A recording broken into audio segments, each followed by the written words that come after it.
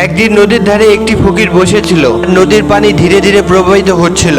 পথচারী এক লোক তার দিকে এগিয়ে এসে উৎসুক চোখে জিজ্ঞেস করলো, বাবাজি, আপনি এখানে বসে কি করছেন?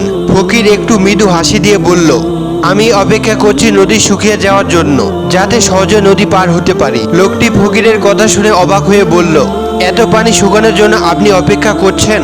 তাহলে তো কখনোই নদী পার হতে পারবেন না। ফকিরের চোখে এক গভীর দৃষ্টি ঝিলমিল করলো। তিনি বললেন, ঠিক এই নদীর মতো আমাদের জীবনে অপেক্ষা করতে করতে সময় চলে যায়।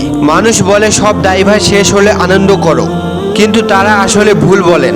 দায়িত্ব জীবনে কখনো শেষ হয় না, বরং এই দায়ের বোঝা যেন আমাদের আনন্দের পথে বাধা হয়ে দাঁড়ায়। ফকিরের কথা শুনে লোকটি ভাবতে লাগলো এবং বলল, কিন্তু বাবাজি, দায়িত্ব তো আমাদের জীবনের একটা অবিচ্ছেদ্য অংশ।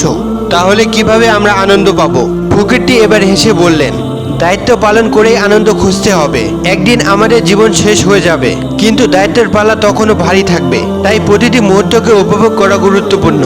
লোকটি আবার বলল, কিভাবে আমরা এই দায়িত্বের মাঝে আনন্দ পাবো? ফকির বললেন, জীবনের ছোট ছোট আনন্দকে তোমার চেনা দরকার।